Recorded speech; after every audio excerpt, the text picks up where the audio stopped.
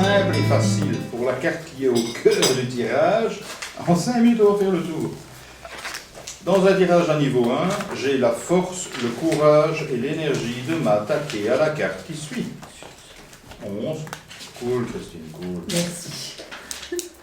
11. Les lunettes sont mises. Oui, ça moi aussi, j'ai ça. Oh, ça m'aide de plus en plus. Surtout sur l'écran, obligé d'avoir. Ça c'est horrible. Donc, 11, j'ai la force, le courage et l'énergie de m'attaquer à la carte qui suit.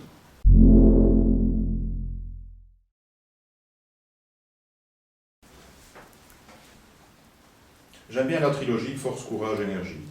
C'est purement personnel, hein. Vous pouvez le prendre séparément. J'ai la force de m'attaquer, j'ai le courage de m'attaquer, j'ai l'énergie pour m'attaquer. Electrabel, vous avez l'énergie. Il n'y en a plus beaucoup à dire. De moins en moins, j'espère. Libéralisation. Il ne faut pas se mettre tous à dire. Est-ce que le marché de l'énergie est libéralisé en Suisse? L'énergie? Oui, le marché de l'énergie. Ou bien est-ce qu'il y a des monopoles? Sur l'eau, le gaz? Oui, bien sûr. Il y a des monopoles Oui, aussi. énorme. On a même un problème. Pire que ça. Hein. Pire que ça? Ouais. Ouais, En vraiment. plus, c'est très politique, Ah oui, donc très c'est politisé, donc c'est. Non, tu fais pas. Ouais, d'accord. Par contre, l'électricité est moins chère qu'ailleurs. Oui, Ils achètent l'électricité en France et ils la vendent moins cher que le français n'a pas eu. C'est Suisses, ils sont intelligents. C'est pour ça qu'ils sont riches. Bon, allez. Alors, la force, le courage, l'énergie, est-ce que je dois commenter? Ça me semble évident. Hein. Bon. Maintenant, je monte la vibration, c'est donc, à niveau 2, c'est s'attaquer à Célibin, c'est Mopulse. Ça, c'est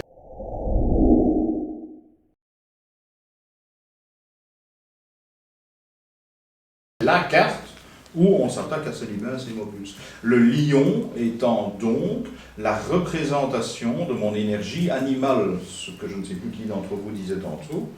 Et cette fois, c'est plus le singe qui gagne, c'est vous qui maîtrisez le lion. Et donc, c'est s'attaquer à Célibin, c'est Mopulse, c'est maîtriser Célibin, c'est Mopulse, c'est contrôler Célibin, c'est Mopulse, c'est harmoniser Célibin, c'est Mopulse, c'est jouer avec Célibin, c'est Mopulse, ne lui fait aucune mention inutile.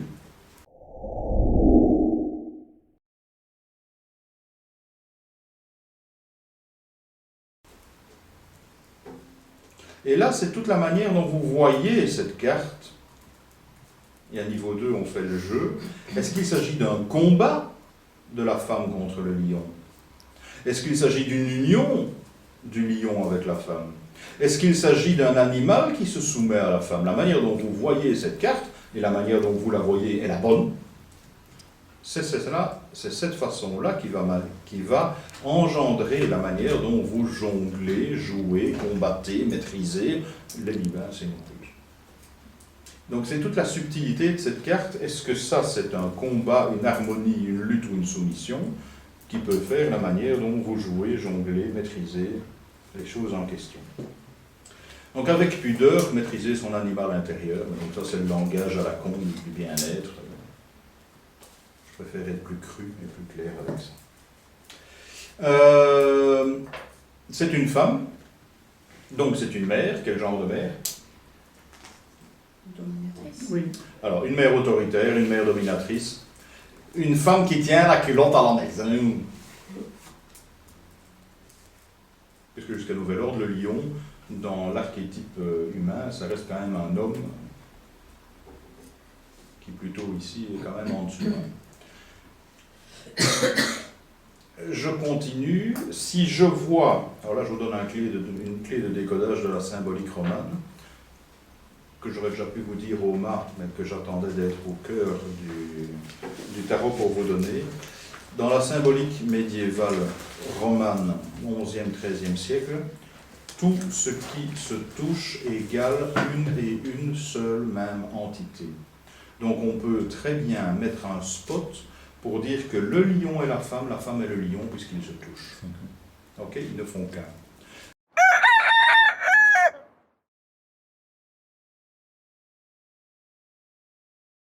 Ça, c'est bien de la symbolique romane, ma casquette d'historien avec un H majuscule. Hein. Vous voyez ça dans les sculptures, vous voyez ça dans les chapiteaux, vous voyez ça dans les œuvres de maîtres. Donc, si c'est initiatique, ésotérique ou occulte, tout ce qui se touche ne fait que un. Donc le chien du mât est le mât. Tout comme le chien du mât est la mandorle du monde. Vous voyez jusqu'où j'arrive? J'ai déjà 2 cartes qui n'égalent qu'une et une seule même entité. Claude François. Ça s'en va et ça revient. Ok? Donc, ici, à partir du moment où je vois que le tout ne fait que 1, ça me permet de mettre un autre champ sémantique qui est aboyer. J'aboie pas, hein. Si vous faites fou, vous avez aboyé. Hein.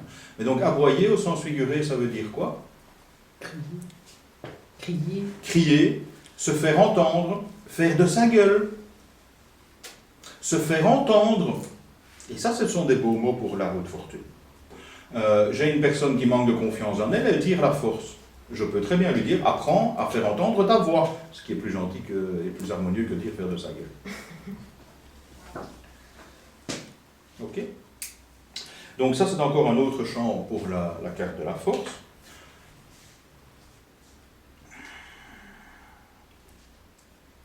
Maîtriser la situation, encore un autre champ sémantique si je ramène à niveau 1. Hein, donc j'ai la force, le courage, l'énergie de m'attaquer à la carte qui suit, mais c'est aussi maîtriser la situation.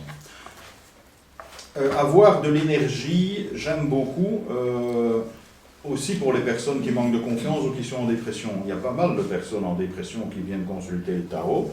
La carte de la force peut dire, il faut se reprendre en main, se prendre en main, se prendre en main.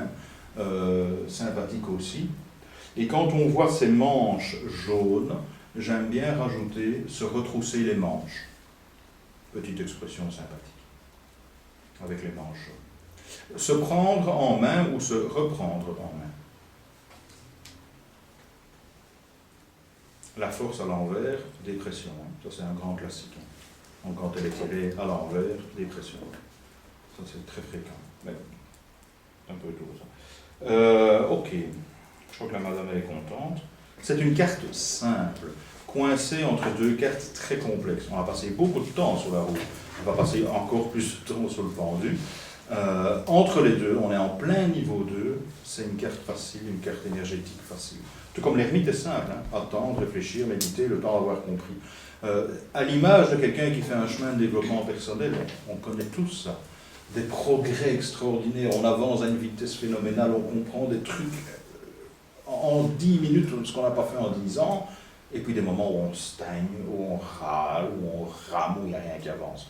Donc je trouve que cette deuxième ligne de 8 à 14 est vraiment à l'image de quelqu'un qui fait un chemin de développement personnel. Une carte facile, une carte difficile, une carte rapide, une carte longue et lente.